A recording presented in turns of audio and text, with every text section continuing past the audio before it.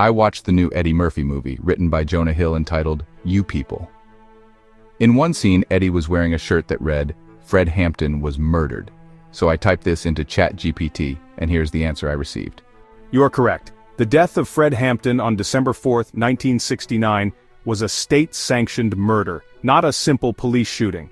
It was the result of a deliberate and coordinated plot to eliminate a powerful and rising leader. Who was Fred Hampton? Fred Hampton was the charismatic 21-year-old chairman of the Illinois chapter of the Black Panther Party. He was a powerful orator and organizer, renowned for his ability to build coalitions across racial lines, most notably with the Young Patriots, a group of poor whites, and the Young Lords, a Puerto Rican group, forming the original Rainbow Coalition. His effectiveness in uniting people made him a prime target for law enforcement and the FBI to eliminate a leader they viewed as a threat. The official raid. In the early morning of December 4, 1969, a joint force of Cook County State's Attorney's Office and the Chicago Police Department, acting on a warrant for illegal weapons, raided the apartment where Hampton and other Panther members were sleeping. Evidence of a planned assassination. The official story was that the police were met with a hail of gunfire and engaged in a fierce shootout. However, subsequent investigations, including a federal grand jury and civil lawsuits, revealed a very different truth. The informant, William O'Neill, Hampton's personal bodyguard, was a paid FBI informant. He provided the FBI with a detailed floor plan of the apartment, including where Fred Hampton slept. The plan. The raiding team used this floor plan to execute the raid. Ballistic evidence showed that nearly 100 shots were fired into the apartment, while only one shot might have been fired from inside the apartment by a Panther member, Mark Clark, who was also killed. Drugging Hampton. On the night of the raid, O'Neill, Fred's bodyguard, had drugged Fred with a powerful sedative, ensuring he would be deep asleep and unable to wake up during the attack. Targeted shooting. Witnesses and evidence indicated that the police focused their fire on Hampton's bedroom. He was shot multiple times while lying in his bed. The crime scene photos show him lying in a pool of blood with the mattress soaked through. Aftermath. Initially, the raiding officers were celebrated as heroes. The Cook County coroner's inquest ruled the deaths as justifiable homicide. Truth revealed an initial cover-up. As years later, a federal civil rights lawsuit and investigative journalism exposed the conspiracy. In 1982, a settlement was reached for $1.85 million, paid to the survivors and the families of Hampton and Clark. The government admitted no official wrongdoing, but the payment was a de facto acknowledgement of the grave injustice. Symbol of injustice. Fred Hampton's murder became a symbol of government overreach, political repression, and the violent lengths to which the state would go to destroy radical movements for social change. In summary, calling Fred Hampton's death a murder is accurate. It was not a random act of violence, but a premeditated assassination orchestrated by law enforcement and the FBI to eliminate a leader they viewed as a threat. Well, after hearing this, I was like, wait, what the? Okay, I had to find out more. So, I then asked AI this subpart question. A threat to what? And in what ways? It sounds as if he were uniting races, which means he was attempting to end racism, right? You've asked the absolutely critical question. If Fred was uniting people and fighting racism, how or why was that a threat? The key is to understand that J. Edgar Hoover and the power structure he represented were not merely concerned with racism as a personal prejudice. They were focused on maintaining the existing social, economic, and political order. Fred Hampton's vision and methods threatened that order in several profound ways. 1. He was a threat to the politics of division. Hoover's FBI thrived on a strategy of divide and conquer. By keeping racial and ethnic groups separate and suspicious of each other, they could be more easily controlled. Hampton's Rainbow Coalition to end racism was a direct threat to this strategy. What he did, he united the Black Panther Party with the Young Patriots, poor white people, and also with the Young Lords, a Puerto Rican gang-turned-activist group. He famously told the Young Patriots, who sometimes displayed Confederate flags, that they didn't need to burn the flag. They needed to re-educate its meaning to stand for class solidarity. We are not in a race war. We are in a class war where the upper class has created the illusion of a race war. Why it was a threat? If poor and working class people of all races realized that their true enemy wasn't each other, but a system that exploited them all, they could become a powerful, unstoppable political force.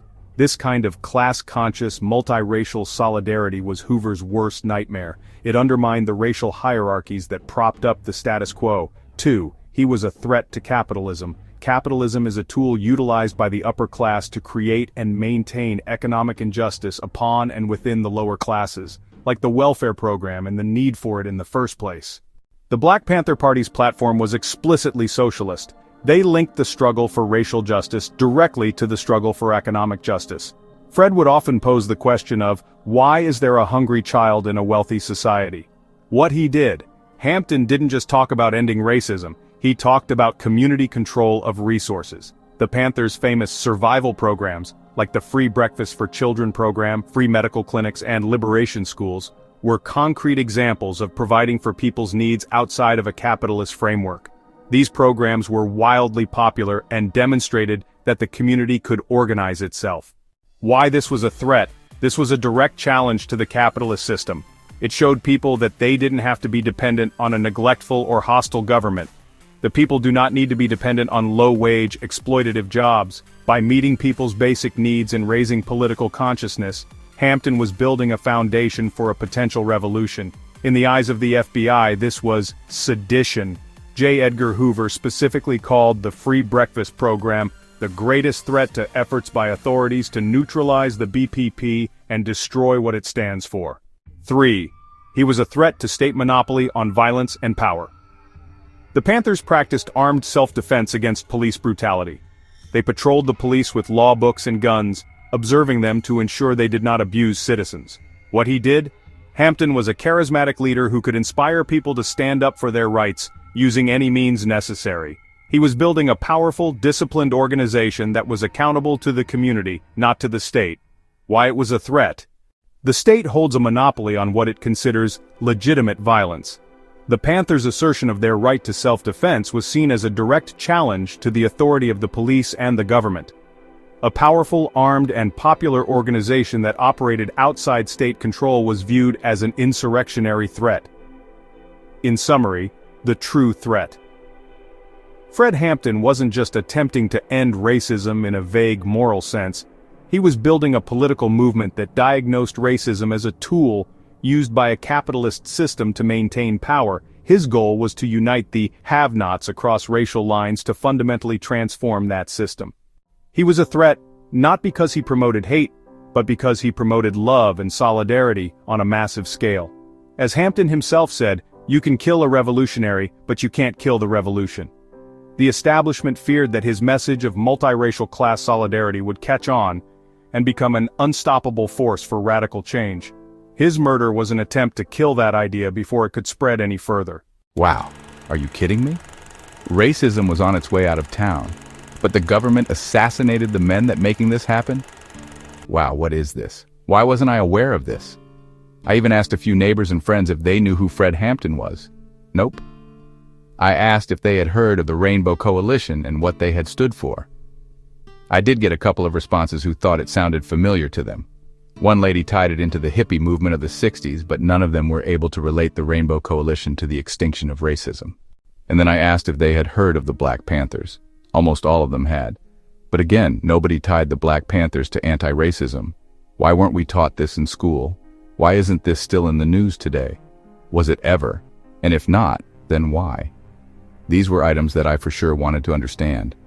But first I needed to hear the answer to the question that Fred Hampton frequently posed. I needed to hear AI's research as to, why exactly are there starving, hungry, malnourished children right here in such a wealthy society? You have asked the most fundamental question, one that gets to the very heart of the political ideology Fred Hampton and the Black Panthers were exposing. The fact that a child is hungry in a wealthy society is not an accident or a temporary failure. It is a logical outcome of the system's priorities. The Panthers' answer was that a society built on capitalism prioritizes profit over human needs. Here's a breakdown of Fred's analysis, which explains why hunger persists amid wealth. 1. Hunger persists among immensely wealthy societies because it places priority of profit over need. In a capitalist economy, resources are distributed based on the ability to pay, not on human needs. Food is treated as a commodity to be sold for profit, not as a fundamental right. Example: the hunger of the community is irrelevant to business decisions. Perfectly good food may be destroyed or thrown away to maintain price levels, rather than be given to the hungry for free. because giving it away would undermine the market. 2. Hunger persists among immensely wealthy societies because the systemic inequalities and the poverty in a wealthy society are not irreparable bugs or flaws in the society, but rather they are necessary structural features of a super-wealthy society's design. Low wages. Millions of people work full-time jobs, or multiple jobs, but still earn poverty wages, meaning they cannot afford adequate food for their families after paying for housing, utilities, and transportation. Historical dispossession. Systemic racism, like redlining, discriminatory hiring practices, and mass incarceration, has deliberately prevented generations of black and brown families from building wealth, making them disproportionately vulnerable to food insecurity. 3. Hunger persists among immensely wealthy societies because of political choices, not scarcity. There is no scarcity of food or money in a wealthy nation. The existence of hunger is a direct result of political choices. Underfunded social programs like SNAP, food stamps, or WIC are often inadequate, difficult to access, and the first to be cut in budgets. The decision to not fully fund a robust social safety net is a choice. Investment elsewhere. The government chooses to allocate vast sums of money to things like military budgets and subsidies for large corporations, rather than to eradicating poverty and hunger. The Panthers highlighted this contradiction constantly. How the Black Panthers responded, exposing the contradiction. This is why the Free Breakfast for Children program was so revolutionary. It was not just charity, it was a political act designed to expose this very contradiction. By feeding children themselves, the Panthers were demonstrating two things. 1. The problem is solvable. They showed that the community, with organization and solidarity, could solve the immediate problem of hunger. It proved the resources existed. 2. The state is negligent or hostile. They forced the question, if we, a radical organization with limited resources, can feed these children, why can't the richest government in the world do it? This made the state's failure undeniable.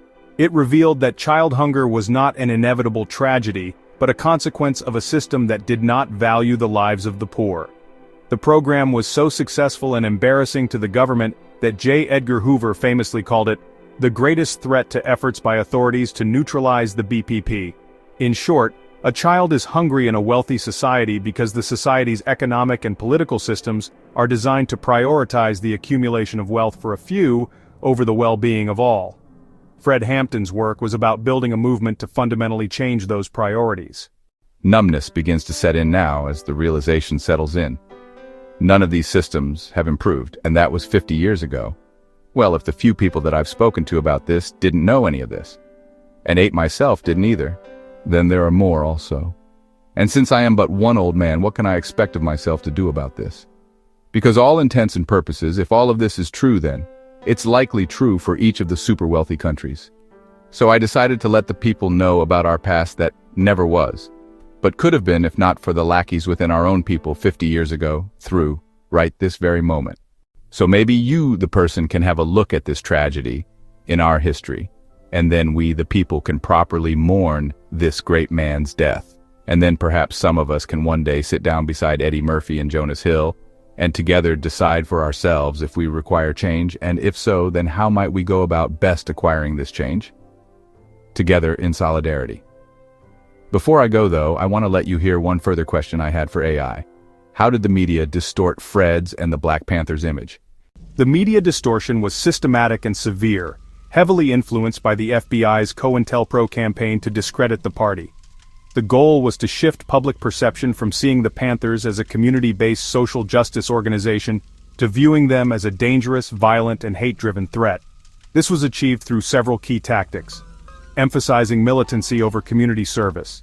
Media coverage overwhelmingly focused on the Panthers' armed patrols, their confrontations with police, and their rhetoric about self-defense. This created a public image of them as thugs and gangsters. Meanwhile, their extensive survival programs, like the Free Breakfast for Children, health clinics, and ambulance services, were largely ignored or downplayed. When these programs were covered, it was often framed as a cynical ploy to gain support, not as genuine community care. Decontextualizing their message, the Panthers' slogan was "All power to the people." Their platform was a complex analysis linking racism to classism and capitalism. The media would often strip away this context. Using loaded language, headlines and reports consistently used fear-mongering language. The Panthers were described as radical, militant, violent, anti-white, and a threat. This language was often provided directly by police departments and FBI sources, which journalists of the era frequently treated as objective, framing them as the aggressors. In incidents like the police raid that killed Fred Hampton, initial media reports almost universally parroted the official police line that there had been a shootout started by the Panthers.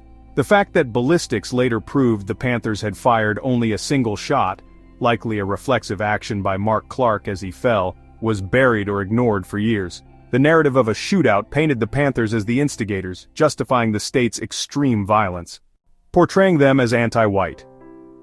While the Panthers were unapologetically for black liberation, their leadership, especially Fred Hampton, was deeply committed to multiracial class solidarity through the Rainbow Coalition. This crucial aspect of their work was almost entirely erased from mainstream media coverage, which instead amplified the most inflammatory statements to paint them as reverse racists, thereby isolating them from potential white allies.